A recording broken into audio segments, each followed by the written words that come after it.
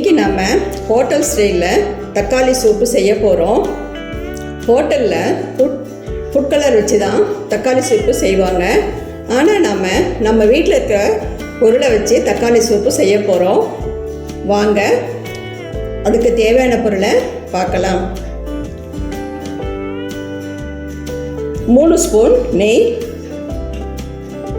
3 நறுக்கிய தக்காளி, 1 ஸ்பூன் மிளகு, 2 பல் நறுக்கிய பூண்டு, 2 ஏலக்காய், உப்பு தேவையான அளவு, 2 பட்டை, 4 கிராம்பு, 1 ஸ்பூன் தூள் பண்ண மிளகு, ஒரு மீடியம் சைஸ் பெரிய வெங்காயம் கட் பண்ண ஒரு கைப்பிடி அளவு பீட்ரூட், கட் பண்ண ஒரு கைப்பிடி அளவு கேரட், கட் பண்ண ஒரு கைப்பிடி அளவு கொத்தமல்லி. இப்போ நம்ம கேஸ் ஆன் பண்ணிவிட்டு ஒரு தவா வச்சுக்கணும். தவா கொஞ்சம் காயட்டும். காஞ்சிடுச்சு. நம்ம எடுத்து வச்சிருக்கிற 3 ஸ்பூன் நெய்யை ஊற்றிக்கணும். நெய் கொஞ்சம் காயட்டும்.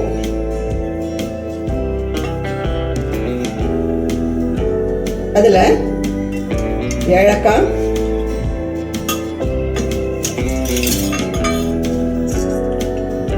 கிராம்பு, பட்டை, மிளகு,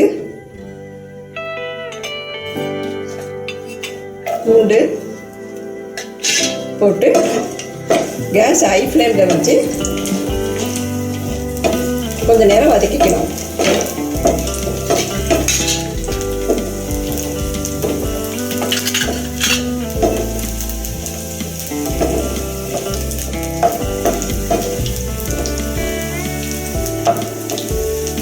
அப்புறம் எடுத்து வச்சிருக்கிற வெங்காயம்,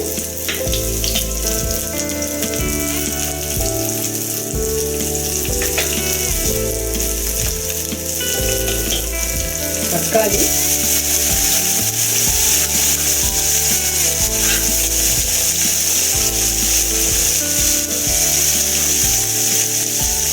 உப்பு கொஞ்சம் போட்டு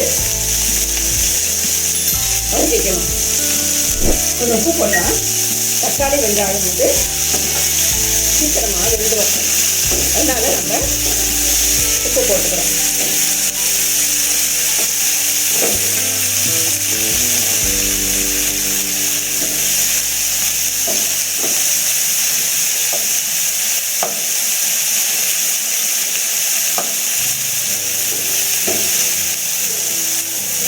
இப்போ வெந்துடுச்சு. ரொம்பவும் வேகணும் அவசியம் இல்லை. தக்காளி வெங்காயம் ஓரளவு மீடியமாக வெந்தால் போதும். இந்த டயத்தில் நம்ம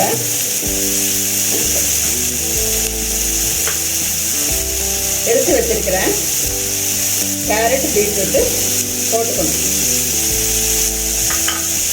அப்புறம் கொத்தமல்லி தழையும் போட்டு ஒரு 2 நிமிஷம் கிளறி வைக்கணும். அடுத்த ஹை ஃப்ளேமில் வச்சுக்கணும். நம்ம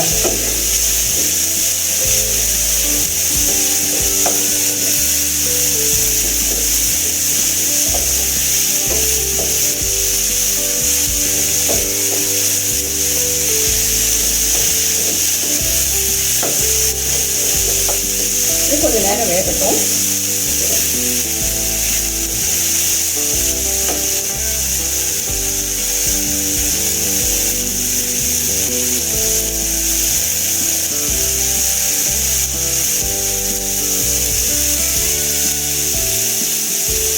இப்போ நம்ம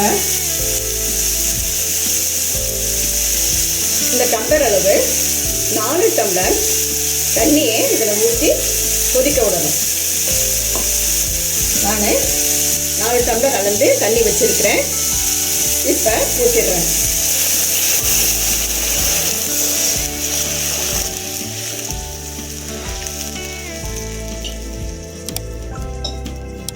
இது கொஞ்ச நேரம் கொதிக்கட்டும். கொதி வந்தப்புறம் நம்ம கேஸை சிம்மில் வச்சுட்டு ஒரு 10 நிமிஷம் வேக விடணும். இப்போ பாருங்க, கொதி வந்துருச்சு. அடுப்பை சிம்மில் வச்சுட்டு ஒரு 10 நிமிஷம் வேக விடணும். இப்போ பாருங்க, காய் நல்லா வெந்துருச்சு. காய் நல்லா வெந்தாதான் காயில் இருக்க சத்தெல்லாம் இந்த தண்ணியில் இறங்கும்.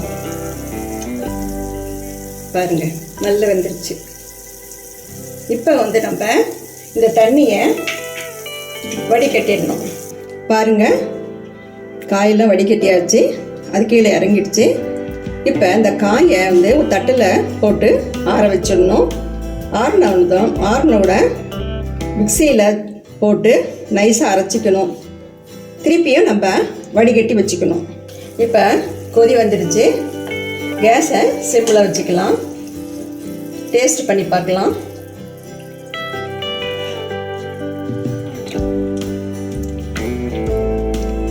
எனக்கு உப்பு சரியாக இருக்குது. நீங்கள் உங்கள் வீட்டில் செஞ்சு பாருங்கள்.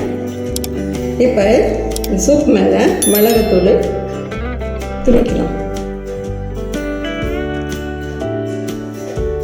கொத்தமல்லி தழையும் தூவிட்டு